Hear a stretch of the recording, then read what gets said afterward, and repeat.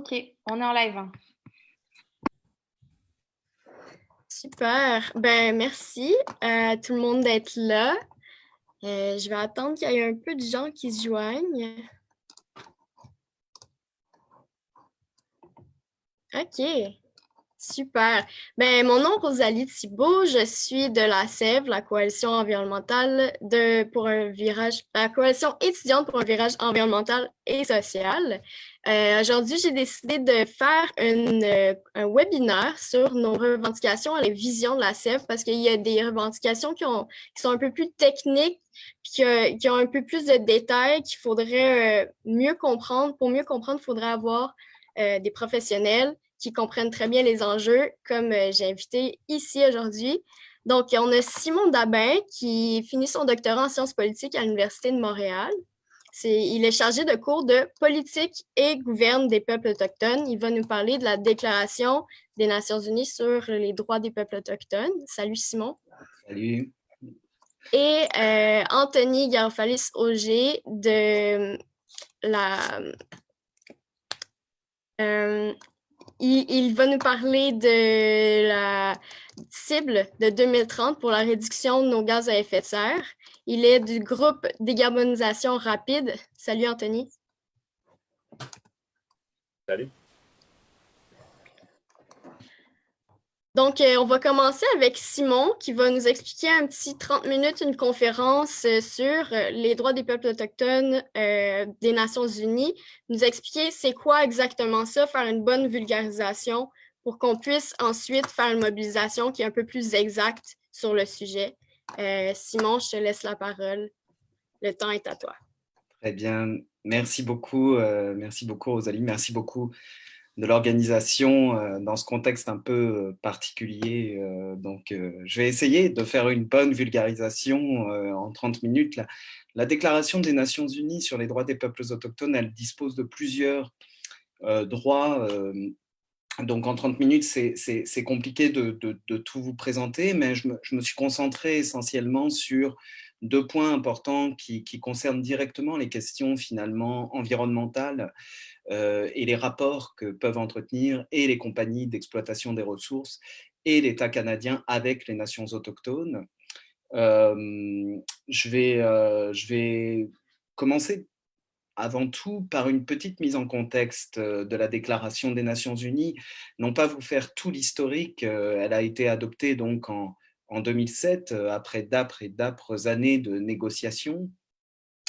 Je vais vous présenter avant ça, enfin en toute fin d'ailleurs, la position nuancée des nations autochtones sur cette question-là. Tous les auteurs et toutes les autrices décoloniales ne sont pas pour cette déclaration. C'est important de le garder aussi en tête. Il y a des critiques de la part de certaines nations envers cette déclaration. Il y a aussi des grandes avancées, je vais les présenter également, mais je veux quand même que vous gardiez ça à l'esprit. Donc en 2007, cette déclaration est adoptée à l'ONU.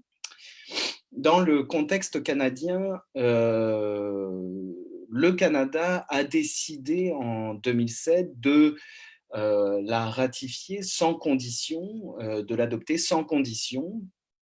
Donc, c'était une promesse de campagne de Justin Trudeau. Je vous rappelle un petit peu ce qui s'est passé dans la dernière législature. Alors, évidemment, une déclaration dans le droit canadien, un droit international ne s'applique pas automatiquement après ratification d'un traité ou d'une déclaration ou après adoption de cette déclaration-là, pour être plus juste. Il faut une loi finalement pour mettre les droits inscrits dans cette déclaration dans le droit interne canadien. Pour vous rappeler, cette loi a été présentée par le NPD, par la voix du député d'Abitibi, Roméo Saganache, qui l'a présentée finalement sous le nom de projet de loi C-262, qui devait mettre en œuvre les articles de la Déclaration des Nations unies dans le droit canadien.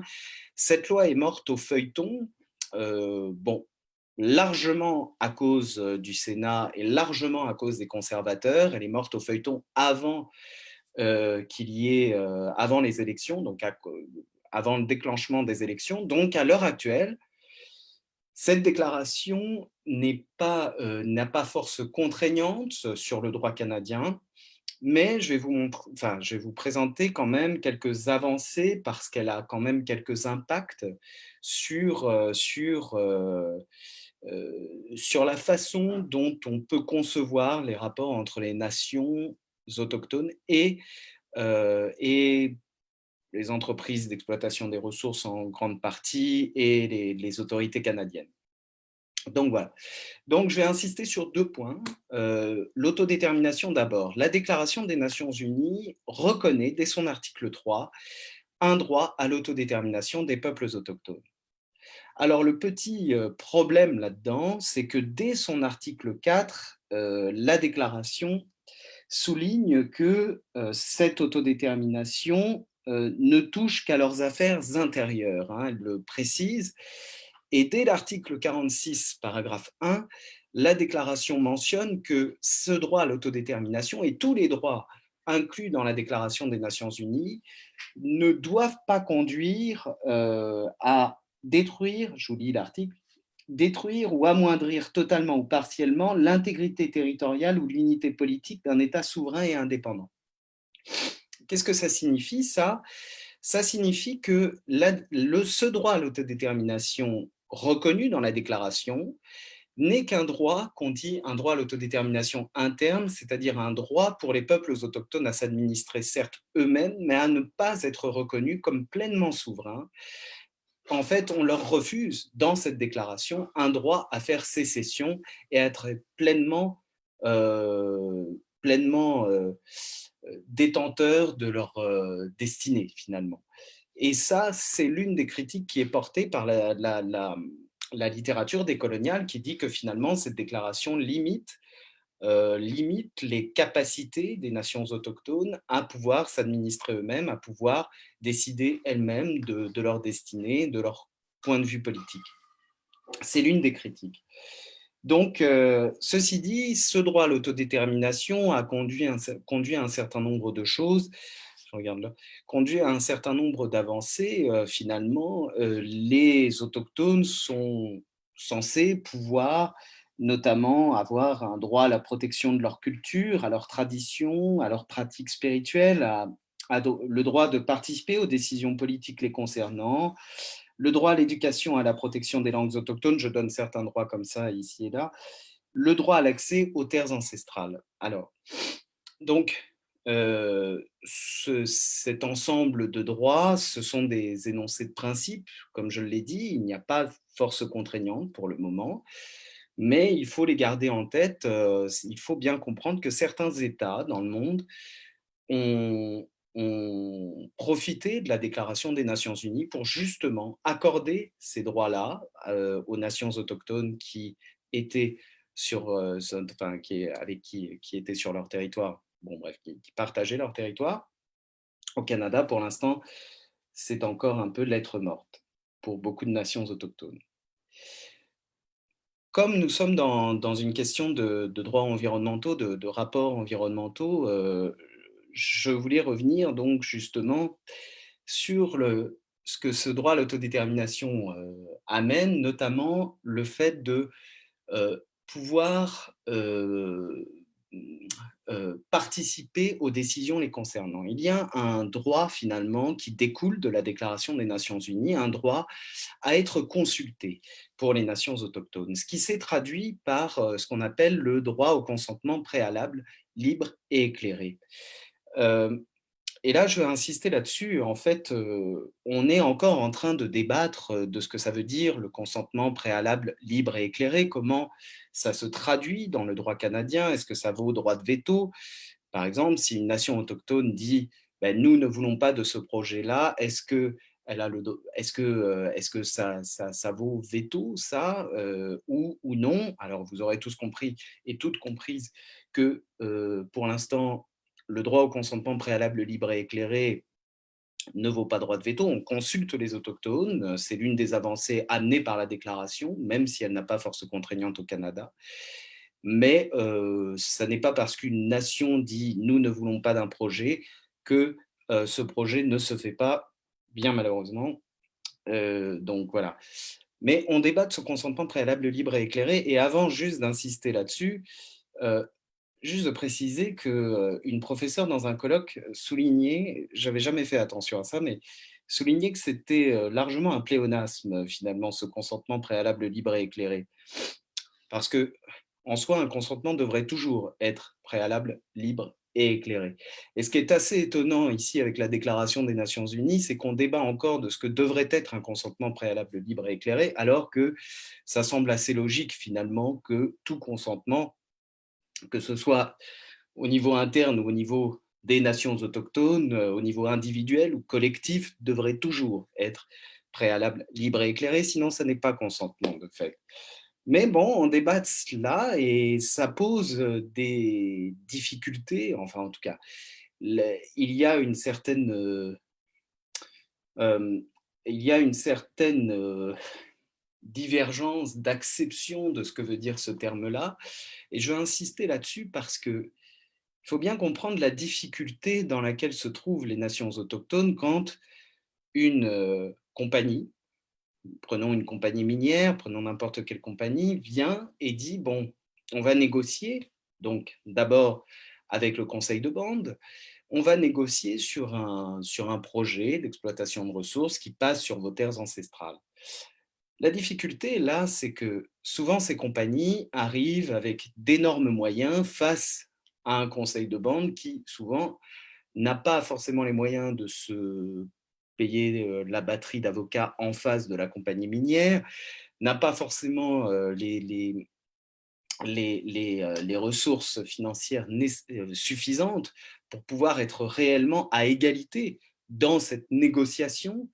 Et de fait, en plus, la compagnie dit, bon, ben, quoi qu'il arrive, votre non-consentement ne vaut pas forcément veto, mais nous, soit vous acceptez et vous recevez beaucoup d'argent, ou en tout cas une certaine somme, soit vous refusez et bah, on passera que vous le vouliez ou non. C'est un petit peu cela qui se passe, même s'il faut bien souligner que la déclaration a au moins amené quelque chose, c'est que les compagnies se sentent au moins obligées, au moins, de chercher ce consentement. Donc ça, c'est au moins une avancée dans ces questions-là, mais il est clair que l'application de la Déclaration des Nations Unies, si elle doit se faire, si elle doit rentrer dans le droit canadien et si elle doit être revendiquée, devra éclaircir à travers le droit canadien, il est clair, ce qu'on entend par ce consentement-là. Moi, personnellement, et plus, je considère que ça devrait, le non-consentement devrait valoir veto, il est clair. Et ça, pour ça, le droit interne canadien devrait le préciser. Si un jour, on adopte, on met en œuvre réellement la Déclaration des Nations Unies. Donc, comme je vous le disais, ça fait partie, dans les avancées, il y a le fait justement que, euh, excusez-moi, il y a le fait justement que cette déclaration force au moins les compagnies à, à négocier. Force aussi le gouvernement canadien, lui aussi, à chercher à obtenir consentement et à négocier également avec les nations autochtones. On peut considérer que c'est une avancée majeure parce que fut une époque, on ne cherchait pas à obtenir le consentement des nations autochtones. Bon, ça fait partie des avancées. L'autre avancée qui est majeure, c'est que les peuples autochtones eux-mêmes, les nations autochtones eux-mêmes elles-mêmes sont en train, et des travaux sont faits en ce moment là-dessus, sont en train de euh, redéfinir, euh, redéfinir ce qu'elles entendent, elles, par le consentement, ce que devraient être les vraies relations entre gouvernement, compagnie d'exploitation des ressources, compagnie privée d'exploitation des ressources et nations autochtones. Donc, là aussi, il y a une utilisation du droit international par les nations autochtones pour définir elles-mêmes ce qu'elles entendent par le consentement préalable libre et éclairé. L'autre point aussi, l'avancée majeure de cela, c'est la possibilité pour les nations autochtones et cette stratégie-là de passer par le droit international quand le droit national bloque toute avancée possible. l'autre, et finalement, le droit à l'autodétermination, même interne, qui a conduit certaines nations dans le monde à faire avancer largement leurs droits au niveau des nationales, par exemple en Colombie ou au Mexique, où finalement ces pays-là ont inscrit quasiment certains droits de la déclaration, tout en partie, dans leur constitution. Donc il y a des possibilités offertes par cette déclaration assez majeure pour les nations autochtones dans le monde. Cependant, comme j'en arrive un petit peu à la fin, je veux quand même insister sur les critiques décoloniales de cette déclaration, avant les questions, donc, pour qu'on ait un peu de questions. Ce qu'on entend par la littérature décoloniale, donc, c'est la littérature qui s'oppose au colonialisme d'établissement. Plusieurs auteurs, autrices autochtones mentionnent quand même que cette déclaration, alors je vous ai déjà dit qu'elle limitait le droit à l'autodétermination des peuples autochtones. L'autre point, enfin parmi les autres critiques, c'est de dire qu'elle fixe, elle, elle empêche finalement, elle impose un discours juridique qui est d'inspiration libérale, qui est d'inspiration occidentale, qui ne correspond pas aux traditions juridiques autochtones. Elle impose d'une certaine manière ce qu'on appelle un constitutionnalisme libéral. Bon, je ne veux pas revenir. S'il y a des questions, je répondrai à cela. C'est toute une partie de la philosophie du droit, mais en tout cas, elle limite la possibilité pour les nations autochtones de parler avec leurs propres droits, d'avoir leur propre tradition juridique, et finalement leur impose de se conformer à un langage qui est celui du droit international, qui est celui d'un droit occidental. Ce que les auteurs et autrices autochtones qui critiquent la déclaration soulignent également, c'est que, eh bien, si elle a été adoptée, parce qu'aujourd'hui elle a été adoptée par quasiment tous les pays, si elle a été adoptée, c'est parce qu'elle n'apporte pas assez finalement. Si elle était réellement contraignante pour les États, eh bien justement, il n'y aurait pas autant d'États qui l'auraient signée. Ça, finalement, elle limite les droits, elle contraint les droits autochtones. Donc ça, ce sont les critiques. Maintenant, je veux bien insister là-dessus, il y a des oppositions. Certaines nations autochtones s'en servent, c'est clair. Certaines le revendiquent, et c'est bien un député autochtone qui l'a amené à la Chambre des communes, donc il y a une opposition et c'est tout à fait normal. Les autochtones sont comme tout le monde, ils et elles ne sont pas forcément d'accord sur tout, et c'est assez logique. Mais il faut toujours garder ça à l'esprit quand on pense à la Déclaration des Nations Unies sur les droits des peuples autochtones. Je vais peut-être passer aux questions vu le temps qui passe, mais avant de passer aux questions, pour conclure sur cette partie-là, dans cette période un petit peu compliquée, c'est un petit peu particulier de conclure là, mais je me dis qu'on pourrait en profiter, nous tous et nous toutes chez nous, pour nous rappeler d'une certaine manière qu'il y a des peuples qui ont vécu des pandémies et qui, malgré cela, se sont relevés, ont repensé, se sont réimaginés et même ont ressurgi. Ces peuples sont les nations autochtones. Il est peut-être donc temps de les lire pour nous, de les écouter, de voir leurs conférences également, et peut-être que nous pourrons en profiter pour, après ce confinement, réimaginer grâce à eux et à elles un monde un peu moins dégueulasse. Merci beaucoup. Merci Simon, j'ai vraiment aimé la conclusion et le parallèle que tu as fait.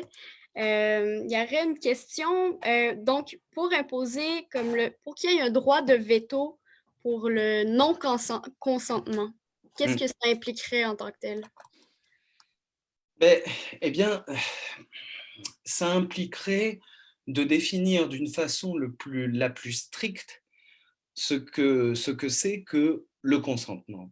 hein. Normalement, ça devrait être quasiment logique, hein. On en débat parce que ça concerne les nations autochtones, comme on en débat malheureusement aussi quand ce sont d'autres populations, au niveau individuel aussi, et les femmes en particulier, hein. C'est toujours les dominants qui essayent de réfléchir, c'est quoi exactement le consentement? Ça devrait être clair, le consentement.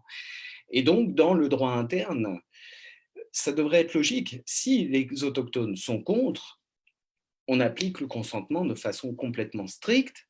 Ils sont contre, il et elle, contre un projet, ça vaut droit de veto. Ce serait assez logique, en fait, ça serait assez normal. C'est à partir du moment où, en vérité, dans le droit, en fait, ce que je veux dire par là, c'est que il suffirait juste de ne pas le préciser. Il n'y a pas consentement, c'est droit de veto. C'est à partir du moment où on va commencer en droit interne à définir ce que ça vaut, le consentement, que là, il y aura peut-être un petit problème. Si on reste juste, il faut obtenir le consentement, il n'y a pas consentement, c'est droit de veto, c'est assez simple à obtenir comme ça dans le droit interne, normalement.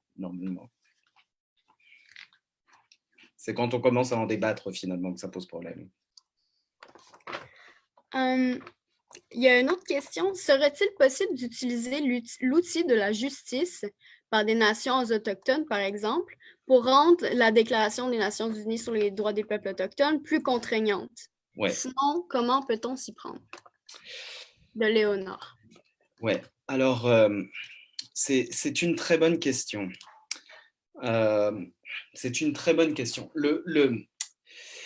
La Cour suprême a, pour l'instant, n'a pas encore appliqué la Déclaration des Nations unies dans ses décisions envers les autochtones. Dans l'absolu, elle pourrait le faire, mais ça n'est pas trop l'habitude de la Cour suprême. Tant que finalement ça n'est pas dans le droit interne, il est fort probable que la Cour suprême ne se dirige pas vers la déclaration, donc ne la rende pas plus contraignante. Donc il est sûr que l'usage de la justice n'est peut-être pas le meilleur moyen, même si la justice a déjà évolué sur ces questions-là, hein, a aussi posé certaines balises, mais c'est toujours ça, hein. La justice, c'est une arme à double tranchant pour les nations autochtones, et il y a tout un débat, hein, dans la littérature décoloniale de savoir si les nations autochtones doivent se servir de la justice ou pas. Parce que d'un côté, se servir de la justice, c'est accepter finalement que cette justice canadienne est légitime. Donc, c'est assumé d'une certaine manière que l'État canadien est légitime, malgré le colonialisme d'établissement. Donc, certaines nations ou certains penseurs autochtones considèrent que justement, il ne faut pas passer par la justice.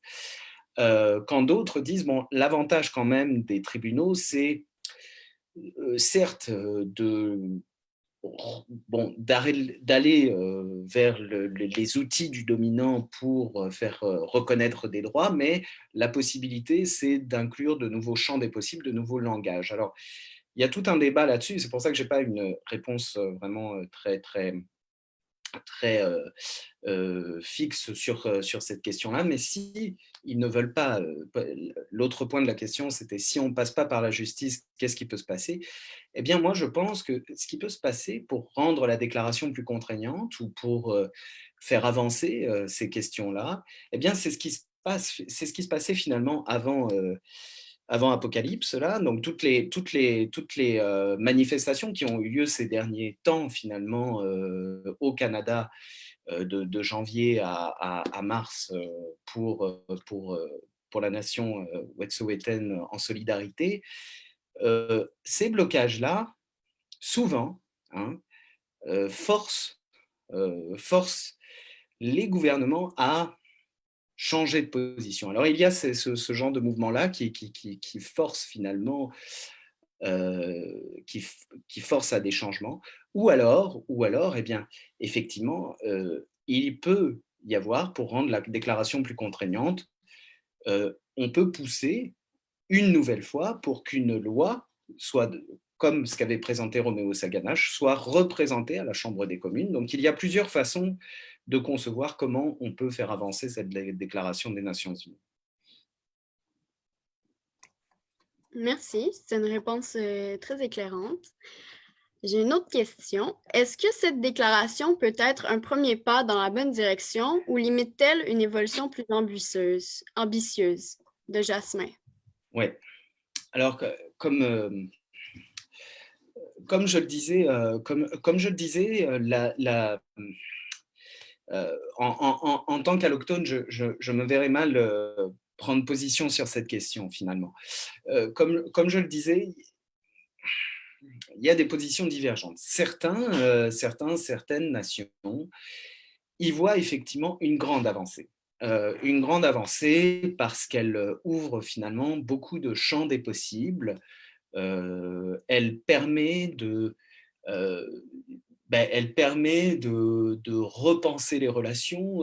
Elle a forcé, elle a forcé à au moins parler de consentement, au moins parler d'autodétermination de la part des compagnies privées et du gouvernement canadien. Donc effectivement, une partie de la littérature décoloniale voit, et certaines militants, militantes autochtones y voient un point d'entrée vraiment vers une évolution positive.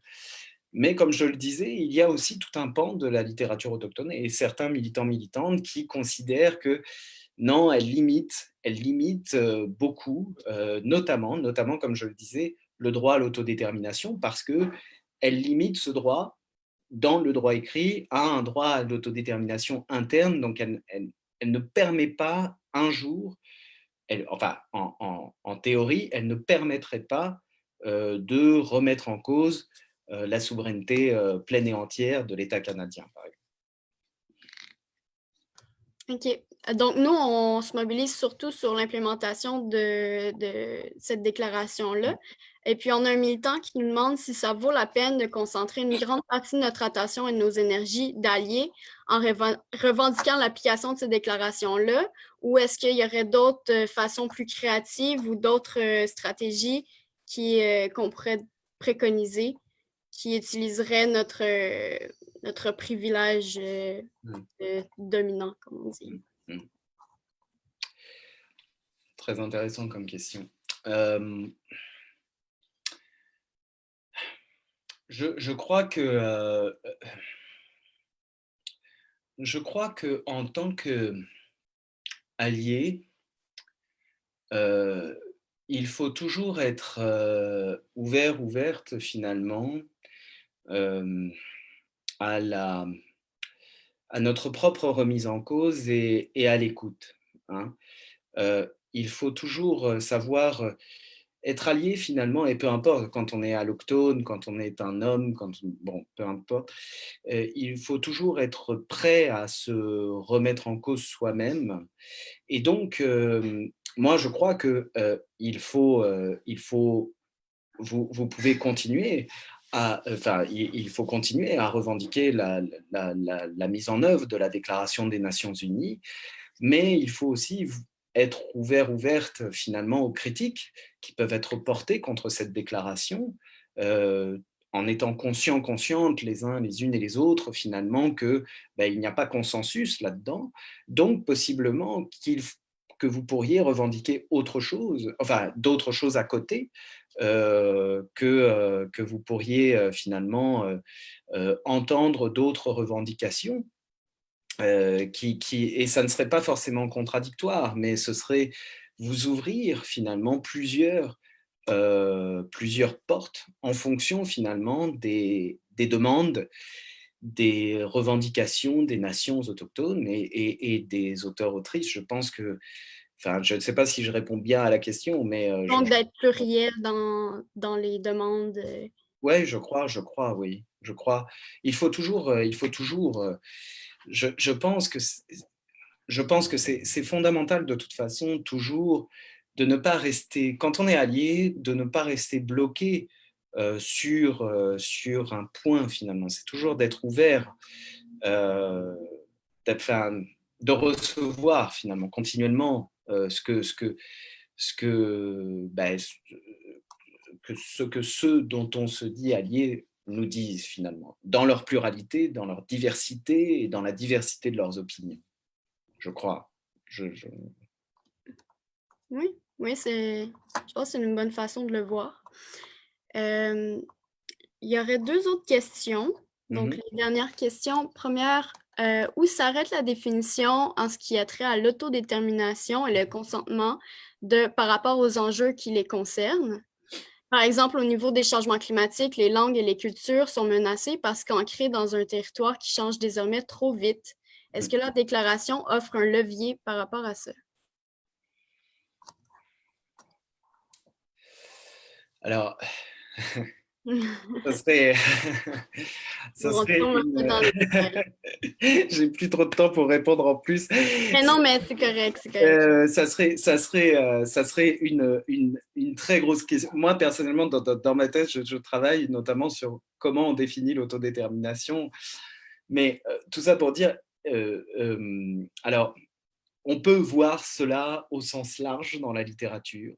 Et dans ces cas-là, effectivement, ça serait un tout. L'autodétermination devrait inclure, bien sûr, et le propos est tout à fait juste. Hein, les changements climatiques ont des impacts d'abord, enfin, aujourd'hui, au Canada, les premiers à les vivre, ce sont les autochtones. En ce moment, certains villages au nord, dans les territoires du nord-ouest, ou au Nunavut sont déjà en train d'être inondés.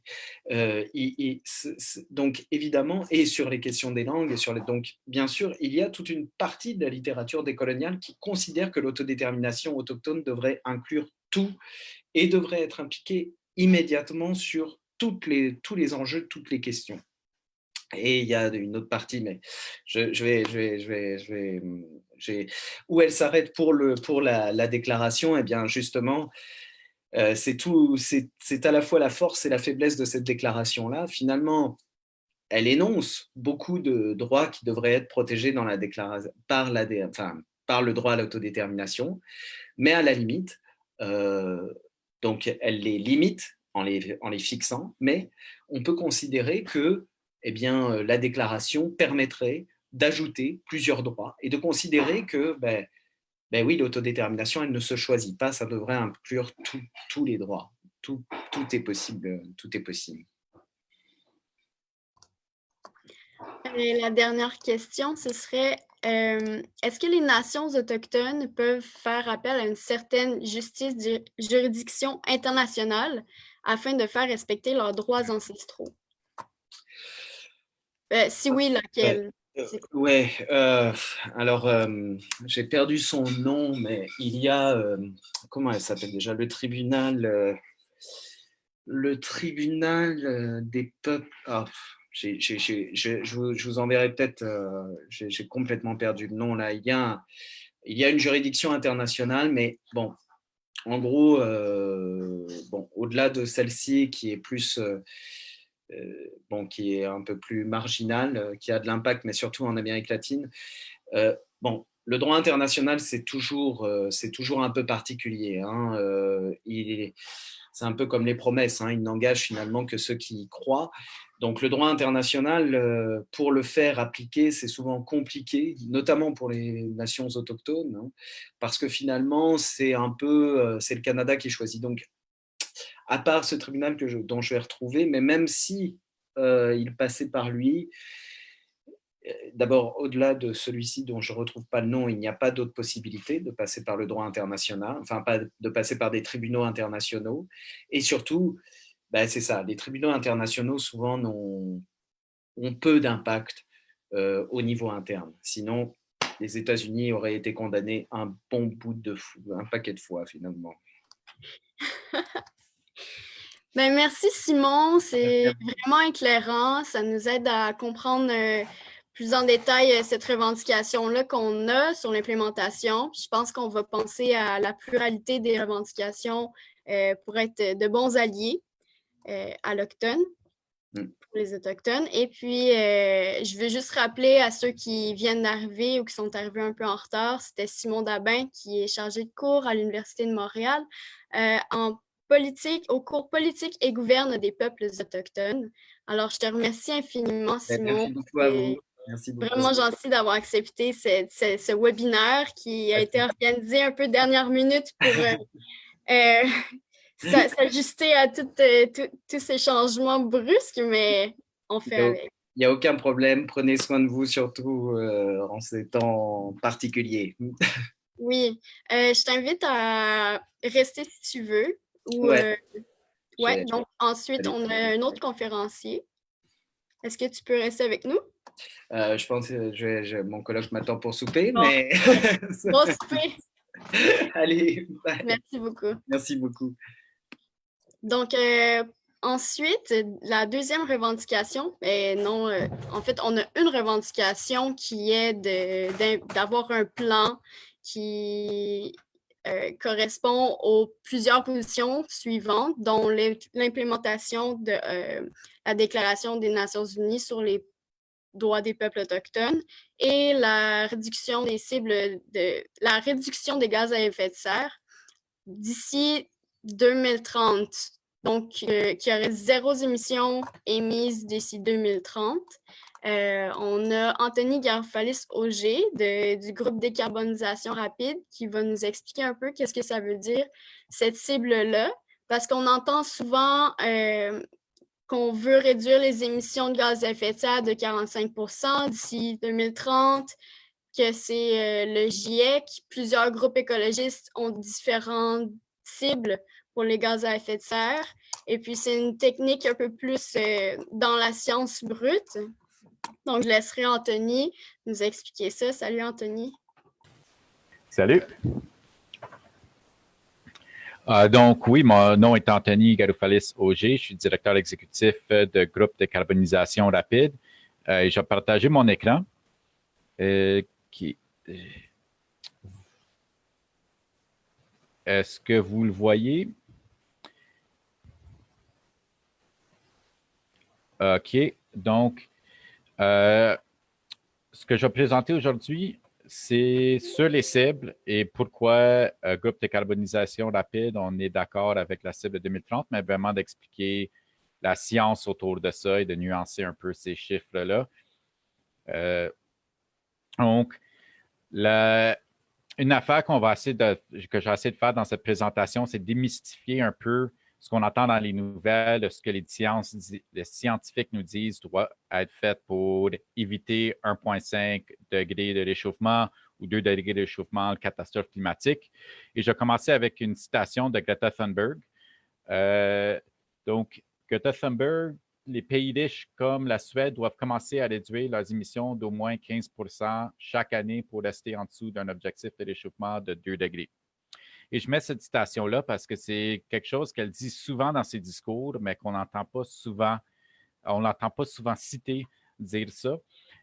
Et on va expliquer pourquoi, et je vais expliquer pourquoi aujourd'hui, pourquoi Greta dit 15 par année, pourquoi on a tant répandu dans les médias, mais beaucoup dans le discours autour des changements climatiques au Canada, que pour rester à 1,5 degré, ça prendrait des réductions d'à peu près 45 un recul d'au moins 45 d'émissions de CO2 d'ici 2030. Et ça, c'est le 5 février 2020.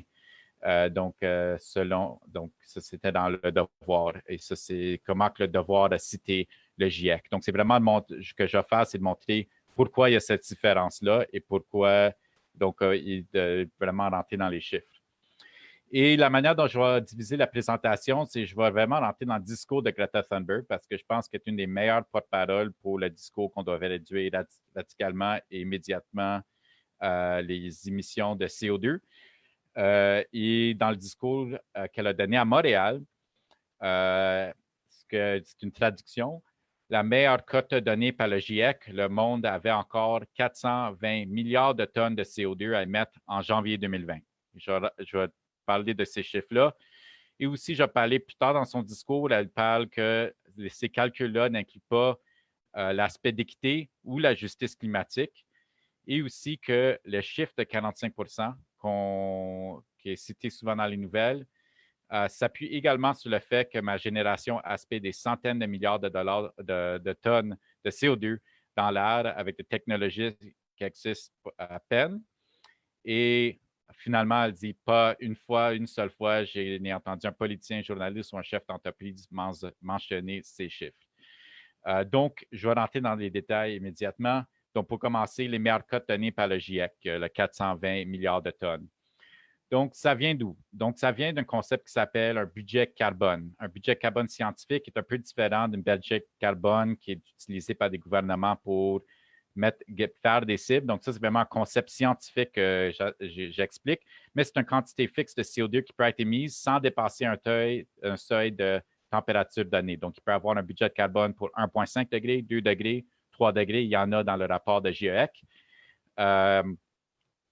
Et pour illustrer un peu la science autour de ça, donc on sait que ce n'est pas une graphe des cas de coronavirus, c'est un graphe qui démontre sur le côté gauche l'augmentation de température et en bas le montant de tonnes de CO2 dans l'atmosphère. Donc, quand tu augmentes à peu près 500 tonnes 500 milliards de tonnes de carbone, tu as une augmentation d'à peu près 1 degré. Et j'ai illustré ça aussi, à peu près 500 milliards de tonnes de carbone, pas CO2. CO2, c'est à peu près 3 quelques fois plus que le carbone quand tu fais la conversion, mais c'est équivaut à peu près 1 degré.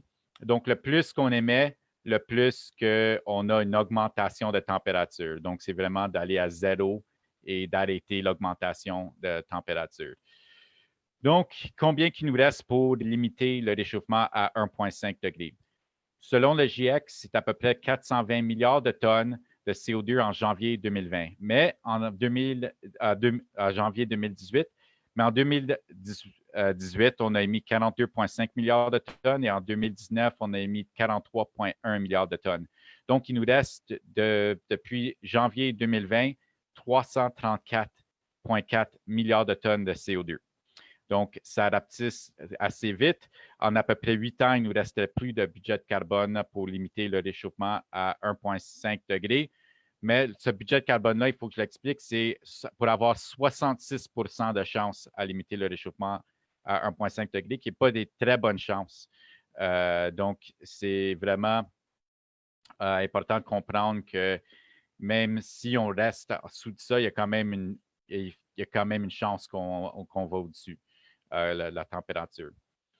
Et c'est aussi important de comprendre que le GIEC ne fait aucune recommandation. Donc, c'est comme j'ai expliqué, comme on a vu dans le devoir avant, ça dit que le GIEC recommande qu'on limite qu'on réduise les CO2 à 50 en 2030. Mais la seule citation dans le sommaire pour les politiciens du rapport du GIEC qui est sorti en 2018, ça dit, cette seule citation du 45-50 que j'ai mentionné, c'est cette citation-là dans les trajectoires qui limitent le réchauffement planétaire à 1,5 degré sans dépassement. Les émissions mondiales nettes diminuent d'environ 45 de 2010 jusqu'en 2030. Donc, c'est une description de trajectoire, ce n'est pas une recommandation et c'est la seule place qu'on trouve dans le sommaire pour les politiciens. Donc, c'est quoi ces trajectoires-là? Donc, le GIEC, il y a 3 groupes de travail. Il y a un 3e groupe de travail qui développe des modèles pour voir comment on peut réduire les émissions de gaz à effet de serre. C'est des ingénieurs, des économistes. Et ils ont fait à peu près des centaines, je pense 196 trajectoires, mais il y en a 4 qu'ils utilisent pour illustrer l'enjeu.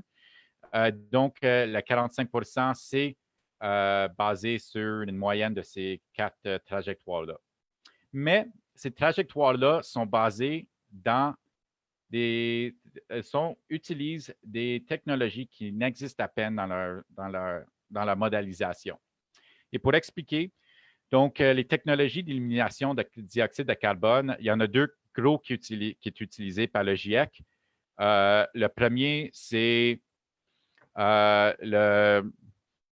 l'élimination du dioxyde de carbone et les émissions actives, c'est la bioénergie avec captage et stockage de dioxyde de carbone. Donc, on va grandir des arbres et après ça, on va les brûler dans des usines pour créer de l'énergie, mais le CO2 qui est supposé de sortir du cheminée va être mis sous la terre avec du captage de carbone. L'autre manière, c'est le boisement et le reboisement. Donc, le boisement, c'est grandir des forêts où il n'y avait pas de forêt ou grandir des forêts où il y en avait, où on les a coupées. Donc, ce qu'on peut voir dans les 4 trajectoires que j'ai mentionnées avant, c'est que dans toutes les trajectoires, si tu vois mon souris, le brun, c'est le boisement. Et le jaune, c'est les technologies de captage avec bioénergie. Et donc, on peut voir dans ce scénario-là, donc ici, c'est à peu près 2050, il commence à avoir des émissions négatives. Et ce que ça veut dire, c'est que les émissions vont sous zéro et d'une manière assez énorme. Donc, on peut voir le zéro ici. Donc, quand on va en dessous, dans ce scénario-là, on a à peu près, fin du 21e siècle, à peu près 10 milliards de tonnes de CO2, qui est à peu près un quart. Dans ce scénario-là, c'est à peu près 20 milliards de tonnes par année, qui est à peu près la moitié de ce qu'on émet en ce moment. Et dans le 4e scénario, c'est même plus que la moitié qu'on émet en ce moment, qu'on pense qu'on va capter de l'atmosphère. Et ce que ça fait, c'est qu'on peut émettre plus dans le futur. Donc, pour l'expliquer, tu vois ici, les émissions descendent, mais ce qui arrive, c'est qu'à un point, donc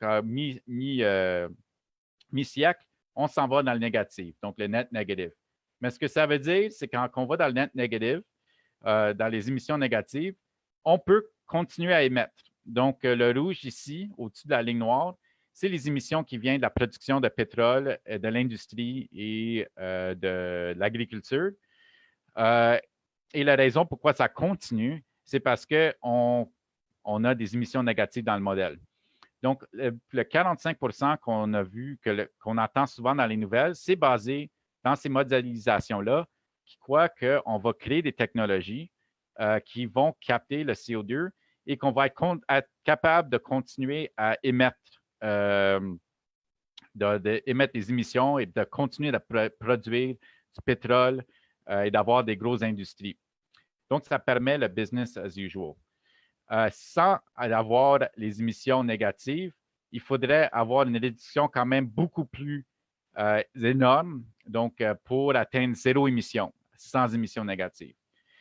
Et la raison pourquoi nous, on ne croit pas que les émissions négatives ou qu'on ne pense pas que les émissions négatives devraient être utilisées dans ces modèles-là, c'est parce que dans le rapport complet du GIEC, pas le sommaire pour les politiciens, mais le rapport complet dans le chapitre 2, ça dit que l'élimination du dioxyde de carbone déployée à grande échelle n'a pas été prouvée et le recours à cette technologie constitue un risque majeur à pouvoir limiter le réchauffement à 1,5 degré. Donc, même le GIEC dit dans le rapport que ces technologies-là ne sont pas encore prouvées à marcher, mais qui pourraient avoir, que ça met en danger notre capacité d'éviter la catastrophe climatique. Et pourquoi il met ça dans les modèles? C'est parce que il y a le 3e groupe de travail du GIEC qui produit ces modèles-là. Ce n'est pas des gens de sciences naturelles, c'est des économistes et ingénieurs, pour la plupart, et c'est des gens qui viennent des économistes viennent du monde néoclassique de l'économie, où il y a de la croyance dans la croissance. Et la plupart de ces gens-là, il y a une étude qui a été publiée dans Nature Climate Change, qui est très intéressant à regarder, viennent des universités de Nord et ont fréquenté des institutions comme la Banque mondiale, des universités où la croissance, c'est le dogme. Donc, il n'y a pas de trajectoire qui prenne en compte la décroissance dans le rapport du GIEC. Et oui, donc c'est ça. 56 des 35 auteurs principaux, 56 sont des économistes et des ingénieurs qualifiés. Donc, le prochain point que Greta soulève, c'est que le calcul n'inclut pas l'aspect d'équité et de la justice climatique. Donc, l'accord de Paris et la Convention cadre des Nations unies sur les changements climatiques intègrent la notion de l'équité et la responsabilité commune, mais différenciée des capacités respectives. Donc, ce qui veut dire, c'est que les pays qui ont les moyens devraient faire plus et les pays les plus riches devraient faire plus. Donc, quelle est la juste part du Canada? Donc, j'ai mentionné avant qu'on a un budget de carbone à peu près 300 de 334,4 milliards de tonnes. Donc, il y a une étude qui a été faite par Metcalfe Foundation au Canada qui a trouvé différentes manières de répartir le budget de carbone au pays. Et ce que vous voyez ici, c'est en haut la manière la plus juste de le faire aux manières la moins juste. Donc, la manière la plus juste, c'est on prendrait en compte notre dette historique, donc les émissions qu'on a mises dans le passé plus que la moyenne mondiale, parce qu'on a émis plus que la plupart des autres pays, Canada comme pays riche. Et ce qu'on voit, c'est que, vous voyez ici, la ligne, c'est 0. Donc, on est dans le négatif. Et on continue à être en négatif jusqu'à temps qu'on arrive à une répartition qui est basée sur juste répartir basée sur la population. Donc, la proportion de la population. Au Canada, c'est à peu près 0,5 de la population mondiale. Donc, on recevrait 0,5 du budget de carbone. Donc, c'est la notion de justice, là, c'est que, ou d'équité, c'est que tous les citoyens ont tout le monde en planète a le même montant de tonnes de CO2. C'est un peu ce principe-là, mais ce n'est pas la manière la plus juste de le voir. Et donc, parce qu'on était dans le négatif et on ne peut pas comme émettre ce qu'on a émis dans le passé, il y a le concept de dette climatique. Et donc, l'idée, c'est de payer chaque tonne de CO2 qu'on a émis au-dessus de la moyenne mondiale, annuelle mondiale, par habitant, pour chaque année depuis que les gouvernements savent que le changement climatique, c'est un problème. Donc, ça peut être depuis 1990. Et pour le Canada, ça serait à peu près 45 milliards de dollars. Il y a des études, je peux le partager après, mais il y a des études qui calculent ça. Et si c'est depuis 1960, c'est à peu près 84,5 milliards de dollars qu'on doit au reste du monde pour notre dette climatique. Donc, la manière, si on divise le budget de carbone par notre population, on a à peu près 1,7 milliard de tonnes de CO2 à émettre pour avoir 66 de chance à limiter à 1,5 degré et à peu près 5,4 milliards de tonnes pour avoir, ici ça se dit 50, mais c'est 66 de chance de limiter à 2 degrés. Et voici les budgets de carbone, une après l'autre. Donc, il y a 66 de chance, 50 de chance, et après ça, c'est le même pour le 2 degrés. Donc, ça donne une idée du montant qui nous reste. Mais ce que ça veut dire pour les réductions de gaz à effet de serre, c'est que si on veut rester dans le budget de carbone de 1,5 degré, pour avoir 66 de chance, pour avoir 66 de chance, ça nécessiterait des réductions de 27,5 par année. Donc, vous pouvez voir ici, on a de 2019 jusqu'à 2030.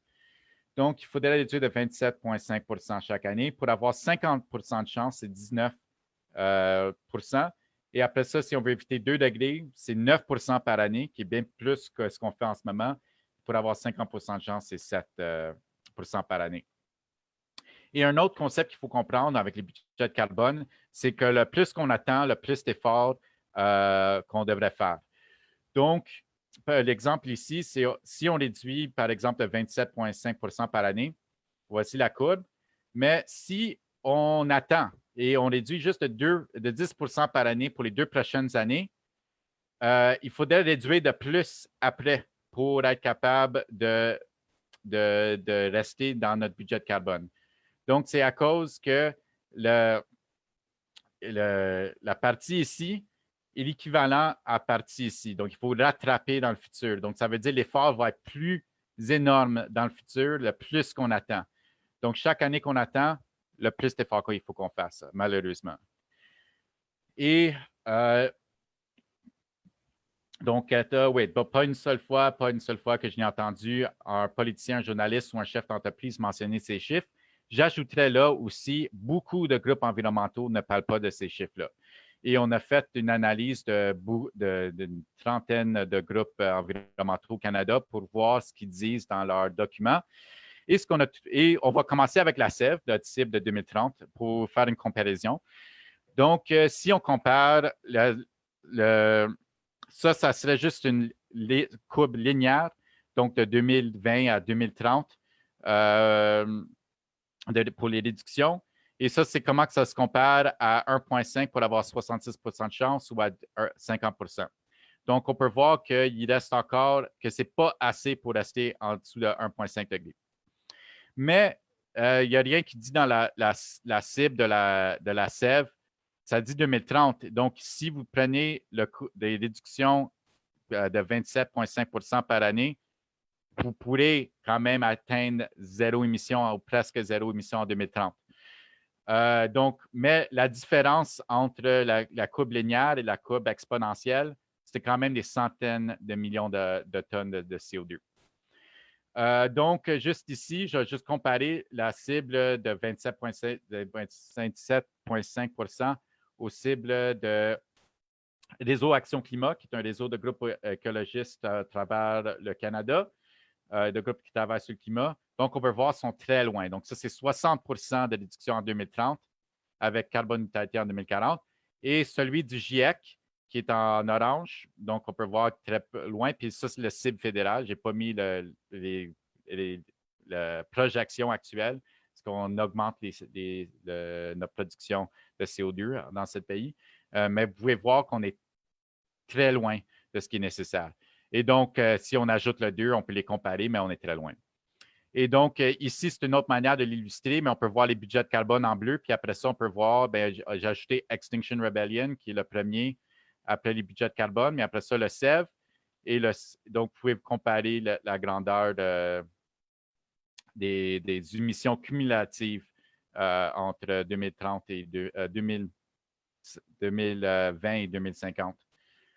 Donc, je ne vais pas rentrer dans ces chiffres-là, mais juste c'est des citations de différents rapports pour montrer que l'analyse du GIEC de ces groupes-là rentre vraiment dans le discours. Pour beaucoup de ces groupes-là, c'est qu'il faut réduire les émissions d'ici 2050 à zéro et aussi que le GIEC dise qu'on devrait couper les émissions par 50 en 2030.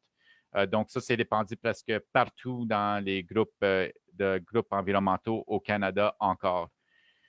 Ça, ouais, ainsi de suite. Et finalement, c'est dans les médias, mais aussi c'est dans nos partis politiques, donc le Parti vert avec leur cible de 60 Le Bloc n'a pas mis de cible, mais ils disent qu'on devrait respecter l'accord de Paris. Le Québec solidaire n'a pas de cible, mais ils disent qu'on devrait atteindre les cibles de réduction du GES, du GIEC. Et finalement, l'NDP, j'arrête là. Est-ce que l'NDP, c'est intéressant? Est-ce que pendant l'élection fédérale, il y avait une cible de 38 en dessous de 2005 d'ici 2030? Mais il y a une motion qui a été mise en place par Peter Julian récemment pour un Green New Deal qui appelle pour une mobilisation de 10 ans pour atteindre zéro émission, donc 100 d'ici 2030, qui est la même cible que la SEV. Mais l'NDP n'a pas sorti publiquement, il n'en parle pas vraiment publiquement. C'est une motion, c'est dans le texte, mais ça va être voté probablement en septembre maintenant que les travaux ont été poussés. Donc, ce que j'ai expliqué, ce n'est pas comment y arriver, mais vraiment juste la science autour de l'effort nécessaire. Mais pour arriver, je pense qu'on le vit en ce moment. Un effort de guerre va être nécessaire pour y atteindre. Donc, on sait qu'en Chine, les émissions ont été réduites d'à peu près 25 dans les premiers mois de l'année à cause du coronavirus, les mesures qu'ils ont mis en place. Donc, juste avec ces mesures-là, ça réduit de 25 et comme j'ai dit, le Canada, 27,5 est nécessaire en 2020 et chaque année après.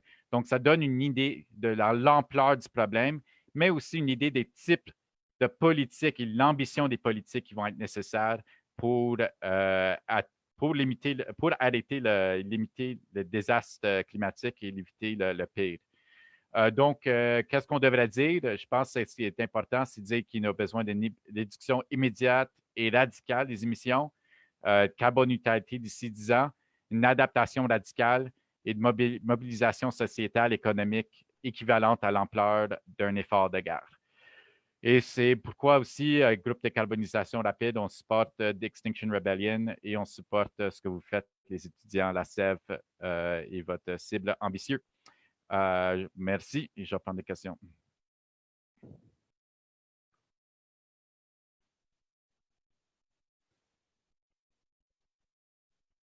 Une seconde. Je vais arrêter mon partage. OK. Merci, Anthony. Je pense que c'est des informations qui sont vraiment nécessaires à comprendre, surtout quand on a à débattre avec différents groupes qui n'ont pas les mêmes cibles. Mais d'abord, j'aimerais juste spécifier la transition juste que l'on demande, nous, la SEV. En tant que telle, c'est une transition qui va vers la décroissance, entre autres, de l'accumulation infinie de la richesse et des biens matériels. Donc, ça ne serait pas nécessairement comme la situation qu'on vit en ce moment avec le coronavirus. On entend quelques écologistes qui disent « Ah, good, ça diminue les émissions », mais c'est vraiment pas le genre de transition qu'on voudrait qu'il soit appliqué pour réduire les émissions. Est-ce que tu voudrais spécifier ça? Oui. Donc, moi, j'ai utilisé l'exemple du coronavirus plus pour illustrer l'ampleur des transformations sociales qui vont être nécessaires pour réduire les émissions, mais ça ne devrait pas se faire de la manière qu'on le fait en ce moment. Ouais, donc je ne pense pas que c'était bonne nouvelle qu'il y a une réduction de 25 des émissions. Donc, et parce qu'on sait que la projection en ce moment, c'est qu'il va y avoir un retour au business as usual après. Le système n'a pas encore changé et vraiment, on a besoin d'un changement de système économique pour que les réductions soient durables et que les grosses réductions qu'on a ne soient pas à cause de crise. Donc, par exemple, la seule fois où les émissions, je pense, ont réduit de plus de 2 au Canada, c'était en 2008-2009, quand on a réduit les émissions de 5,9 je crois, à cause de la crise économique de 2008. Donc, on ne veut pas que les réductions viennent à cause de crise. On veut que ça soit d'une manière planifiée. Et l'exemple qu'on donne, c'est l'effort de guerre pendant la Deuxième Guerre mondiale, parce que c'était quand même s'il y avait une urgence ou que c'était une crise, c'était quand même d'une manière planifiée. Ce n'était pas qu'on arrête l'économie complètement, c'est qu'on convertissait l'économie vers une économie de guerre dans cet exemple-là. Mais c'était d'une manière planifiée avec l'utilisation de la culture et autres moyens quand même ambitieuses. Donc, je pense pas que c'est quelque chose de célébré que le coronavirus a réduit les émissions parce que le système est encore en place. Les émissions vont continuer quand on va être terminé. On n'espère pas, mais ça va avec les dirigeants et l'élite en place. Ça se pourrait très bien qu'on s'en va dans cette direction-là.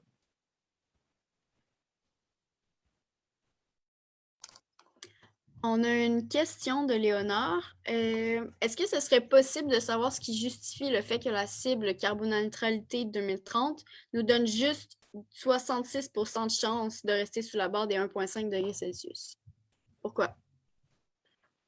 Oui. Donc, c'est plus une question technique. C'est juste qu'il donne différentes probabilités parce que des incertitudes dans les recherches que les scientifiques font. Moi, je ne suis pas une scientifique, je suis un organisateur politique, militant, mais je travaille avec des scientifiques et ils m'ont aidé à mettre ensemble cette présentation-là. Mais pour le 66 c'est vraiment parce qu'il y a des incertitudes. Il y a une manière aussi d'avoir, il y a des gens qui calculent ça aussi pour 80-90 et quand tu fais ça, il va y avoir moins de budget carbone, ça va être plus petit. Mais malheureusement, j'ai juste oublié de mentionner ça. Ils vont réviser les budgets de carbone. Donc, il y a toujours de nouvelles sciences qui entrent et ces chiffres-là sont toujours révisés. Mais malheureusement, ça a l'air comme ils vont être révisés en basse. Donc, on a même moins de budget de carbone qu'on pensait qu'on avait. Et donc, c'est encore en train d'être débattu au sein du GIEC, mais c'est supposé les nouveaux chiffres vont entrer dans le prochain rapport du GIEC, le Sixth Assessment Report.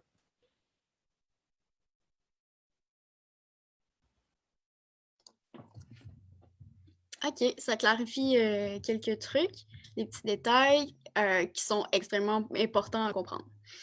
On a une question de Dominique. Serait-il possible d'illustrer le budget de carbone sous forme d'un compte à rebours mis à jour live, même si ce serait une estimation très approximative?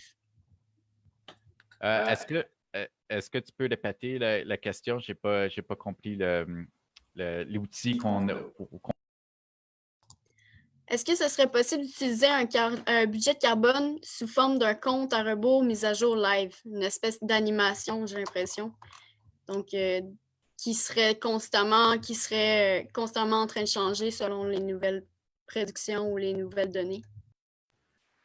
Oui, donc il y en a déjà une qui est faite. Ça s'appelle je sais me souvenir le nom, mais c'est The Carbon Budget Clock. Si vous regardez ça sur l'Internet, Carbon Budget Clock, c'est un projet d'un professeur à l'Université de Concordia. Donc, ça montre le montant de temps qu'on a jusqu'à temps qu'on épuise notre budget de carbone avec le montant de CO2 qu'on émet à chaque seconde. Donc, moi, honnêtement, je trouve c'est en donnant ces présentations-là sur le budget de carbone, juste l'horloge et pas, les gens ne vont pas comprendre le concept. Ça prend au moins 10 minutes d'explication pour que les gens comprennent le concept de budget de carbone avant qu'ils peuvent comprendre vraiment ce que dit l'horloge et l'importance de comprendre l'horloge climatique. Donc, je ne trouve pas que c'est un très bon outil de vulgarisation, malheureusement. Donc, je pense qu'il y a des meilleurs moyens de communiquer l'urgence que cette horloge-là. Mais quand tu as plus de temps, je pense que pour l'expliquer, je pense que ça peut être un bon outil de vulgarisation. Je ne sais pas, Rosalie, si tu as trouvé l'horloge et tu peux le poster sur Facebook. Mais ouais, ça existe, ça vient de l'Université Concordia. Je viens d'en trouver un sur The Guardian, donc je l'ai mis en commentaire. Une autre question de Marouane. Comment ça se fait que les organisations environnementales n'arrivent pas à s'entendre sur la science? OK. Donc, je vais donner je vais rentrer un peu dans la théorie autour de ça. J'ai plusieurs théories. C'est beaucoup de gens. Je travaille avec eux. Ça fait des années que je travaille avec eux. Donc, on a des différences là-dessus. Mais je pense que l'idée, il y a une idée hégémonique qui est donnée beaucoup de légitimité par le GIEC. Et l'idée, c'est le 45 en 2030 et le carbone neutralité en 2050. Donc, c'était dans le sommaire pour les politiciens, c'est qui a été répandu dans les médias. Et les médias donnent l'autorité au GIEC comme l'autorité comme scientifique, comme tu ne peux pas le débattre. C'est sûr que les scientifiques se débattent dans le monde académique, mais à l'extérieur de ça, c'est difficile à débattre les scientifiques. Donc, à cause de ça, beaucoup de groupes adoptent cette position-là parce qu'ils ont peur de de critiquer le milieu scientifique ou de critiquer le GIEC. Parce que critiquer le GIEC peut jouer dans le main des gens qui disent que les changements climatiques n'existent pas ou que ce n'est pas un problème. Donc, il y a plusieurs raisons. Ça, c'en est une que j'ai entendue de certains de mes collègues qu'il ne faut pas critiquer le GIEC. Moi, je pense qu'on devrait. Je pense qu'on devrait attaquer le GIEC et le troisième groupe de travail qui est fait des économistes, ingénieurs et des gens qui pensent qu'on devait juste continuer à croître. Je pense qu'il devrait avoir le débat ne devait plus rester dans le monde académique et que les groupes écologistes devraient commencer à en parler publiquement.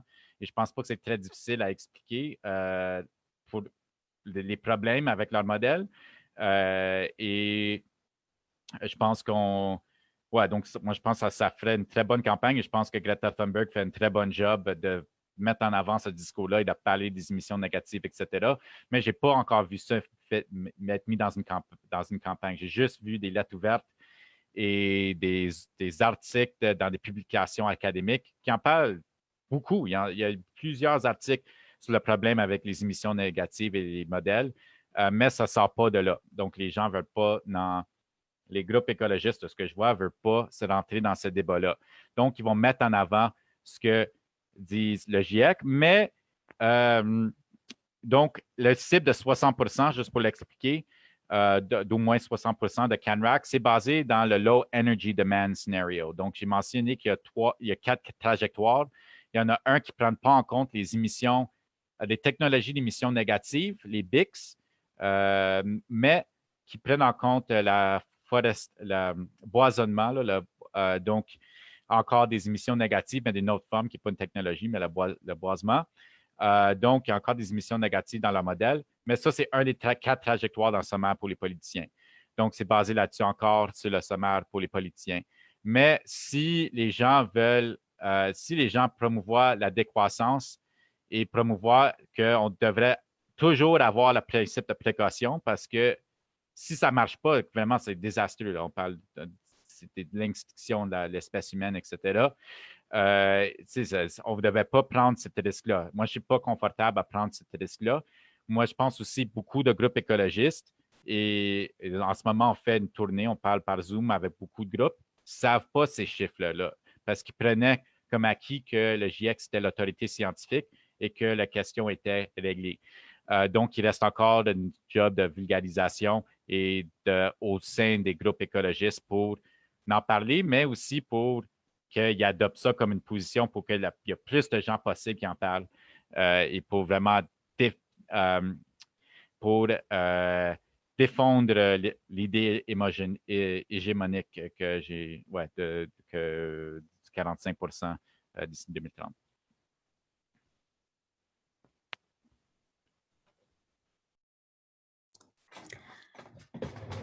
On a aussi une question un peu plus technique par rapport à la cible du GIEC, si elle est mondiale ou locale. On pense qu'elle est mondiale. Puis une autre question aussi technique par rapport aux cibles de réduction. Ça dit cible de réduction de tel pourcentage selon 1990, d'après les gaz à effet de serre de 1980. C'est quoi la différence entre ces années-là quand on dit de réduire par rapport à telle année? Qu'est-ce que ça veut dire? Puis, est-ce que le GIEC, c'est une moyenne mondiale, leur cible? Donc, le GIEC, oui, c'est le moyen mondial. Donc, le 45 c'est juste une ligne pour toute la planète. Mais après ça, il y a les questions d'équité que le 45 ne prennent pas en compte. Donc, les pays riches devaient faire plus et les pays pauvres ont plus de temps. Donc, comme la manière dont nous, on a réparti le budget de carbone, c'est basé par population. Donc, à cause de ça, à cause d'une petite population qui met comme beaucoup plus que la moyenne mondiale des émissions, notre budget de carbone est assez petit, on a plus d'efforts à faire. Donc, dans le modèle du réseau Action Climat de 60 en 2030, ils ont un rapport, puis ils disent que leur juste apport pour réduire, donc ça, c'est la moyenne mondiale, et qu'ils disent que le Canada peut adopter ça, mais si le Canada voulait faire sa juste part, il faudrait réduire, il faudrait, et on aurait dû réduire, je pense, en 2025, à zéro émission en 2025. Et après ça, il faut payer toutes les restes des émissions comme une dette aux autres pays, puis comme les aider à réduire les émissions plus rapidement. Mais oui, c'est une moyenne mondiale. Mais avec les budgets de carbone, donc pour entrer dans les années comme utiliser 90 ou 2010, etc., les budgets de carbone vraiment s'en foutent. Donc, les budgets de carbone, c'est vraiment la quantité maximale.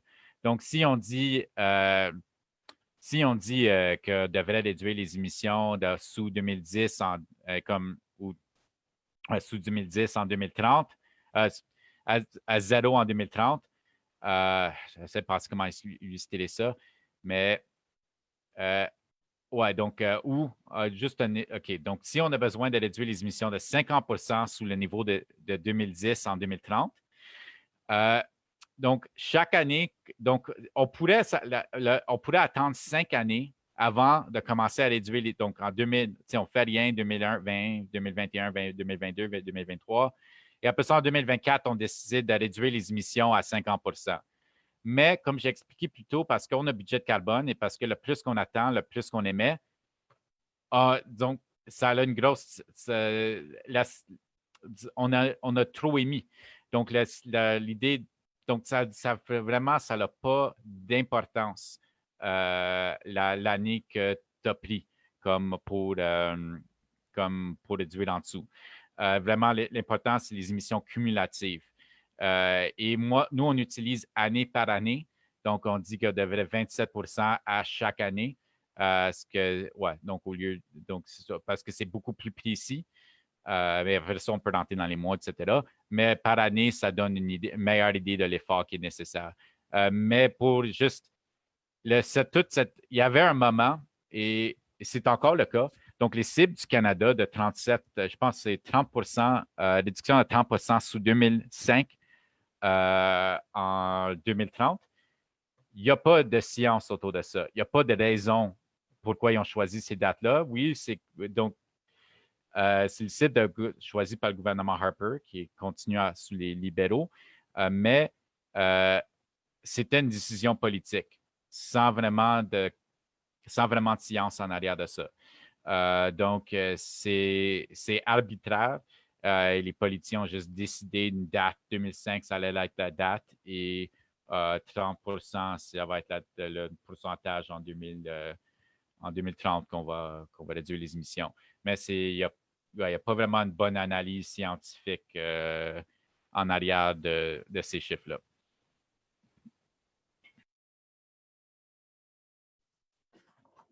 OK. Je prendrai une dernière question de François qui dit est-ce qu'il y a un moment dans l'histoire du capitalisme industriel, depuis, mettons, 1750, à part la crise de la COVID, où les émissions de GES se sont réduites massivement comme ce qu'on devrait faire aujourd'hui? Est-ce qu'il y a des antécédents, genre? Je pense que ça dépend sur les pays. Donc, c'est peut-être qu'il y a des crises qui ont eu une réduction. J'ai mentionné plutôt que dans les premiers mois de cette année, il y a une réduction de 25 des émissions de gaz à effet de serre en Chine. On va probablement, quand les données vont sortir, voir une réduction quand même d'une grande ampleur dans des pays comme le Canada, les États-Unis. On sait aussi que l'aviation a quasiment arrêté. Beaucoup de vols, la plupart des vols internationaux, donc ça, il y a une réduction. Et aussi pendant les crises économiques. Donc, à part de ça, malheureusement, il n'y a pas d'exemple de pays qui ont fait les efforts comme on l'a décrit là. Si on avait commencé beaucoup plus tôt, comme en 1990, ça aurait dû de 3 par année ou quelque chose comme ça, même moins, ça aurait été beaucoup plus facile. Mais parce qu'on attend année par année, il y a plus d'efforts qui est nécessaire, malheureusement. Et tous les pays doivent coopérer ensemble pour y arriver. Donc, il y a des exemples de coopération internationale assez intéressantes qui se sont faites dans le passé. Et des exemples de mobilisation d'économies qui se sont faites aussi.